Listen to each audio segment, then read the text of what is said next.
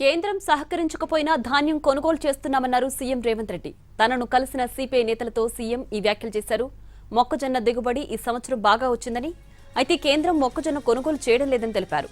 రాష్ట్ర ప్రభుత్వానికి నష్టం వచ్చినా మొక్కజొన్న కొనుగోలు చేస్తున్నామని తెలిపారు.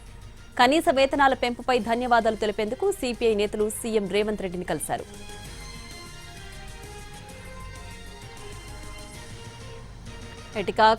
ధాన్యం కొనుగోలు అంశంపై సీఎం రేవంత్ రెడ్డి కీలక వ్యాఖ్యలు చేశారు. దీనికి సంబంధించి పూర్తి డీటెయిల్స్ మా ప్రతినిధి సుధీర్ ఫోన్ లైన్ అందించడానికి సిద్ధంగా ఉన్నారు. సుధీర్, ముఖ్యమంత్రి రేవంత్ రెడ్డి తోటి సచివాలయంలో ఈ రోజు వామపక్ష పార్టీలకు సంబంధించిన ముఖ్య నేతలు సమావేశమయ్యారు. రాష్ట్ర ప్రభుత్వం ముఖ్యమంత్రి రేవంత్ రెడ్డి తోటి సిపిఐ నాయకులు సమావేశమైన సందర్భంగా సీఎం కొన్ని కీలక వ్యాఖ్యలు చేశారు. ఇప్పటికీ కేంద్రం సహకరించకపోయినా పెద్ద ఎత్తున ధాన్యం కొనుగోలు చేస్తున్నామని, అందుకు సంబంధించిన డబ్బులను కూడా వెంటనే రైతుల ఖాతాలో జమ చేస్తున్నామని చెప్పేసి ముఖ్యమంత్రి స్పష్టం చేశారు. అయితే ఈసారి ఎన్నడూ లేని విధంగా రికార్డు స్థాయిలో మొక్కజొన్న దిగుబడి కూడా వచ్చిందని చెప్పేసి చెప్పారు. దాదాపుగా 40 లక్షల మెట్రిక్ టన్నుల మొక్కజొన్న వచ్చిందని చెప్పేసి చెప్పారు. వాటిని కూడా పూర్తి స్థాయిలో కొనుగోలు చేస్తామని చెప్పేసి, ఎవరు సహకరించకపోయినా కానీ తాము పూర్తి స్థాయిలో వీటిని కొనుగోలు చేస్తున్నామని చెప్పేసి ముఖ్యమంత్రి స్పష్టం చేశారు.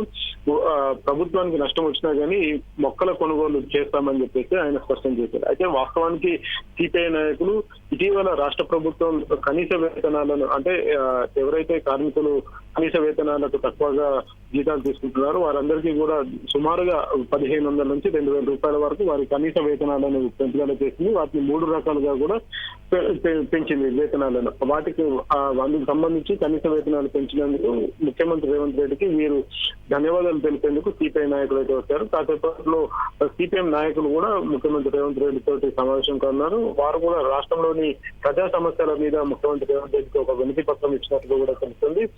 ఈ నేపథ్యంలో మర్యాదపూర్వక భేటీలో సిపిఎం నేతలను ఉద్దేశించి ఆయన కూడా కీలక వ్యాఖ్యలు చేశారు. రాష్ట్ర ప్రభుత్వం తమ ప్రజా సమస్యలను వినేందుకు, అదేవిధంగా వాటిని పరిష్కరించేందుకు తాము సిద్ధంగా ఉన్నామని చెప్పేసి ముఖ్యమంత్రి రేవంత్ రెడ్డి వామపక్ష నేతలకు స్పష్టం చేశారు. రాష్ట్రంలో ఏ సమస్యలు ఉన్నా కానీ తన దృష్టికి తీసుకురావాలని చెప్పేసి ముఖ్యమంత్రి రేవంత్ రెడ్డి ఇరు పక్షాల నేతలకు కూడా ఆయన స్పష్టం చేశారు. ప్రజా సమస్యల విషయంలో కావచ్చు, ప్రజా సమస్యల పరిష్కారం విషయంలో వెనుకడుగు వేసే ప్రసక్తి లేదని చెప్పి ముఖ్యమంత్రి రేవంత్ రెడ్డి స్పష్టం చేశారు.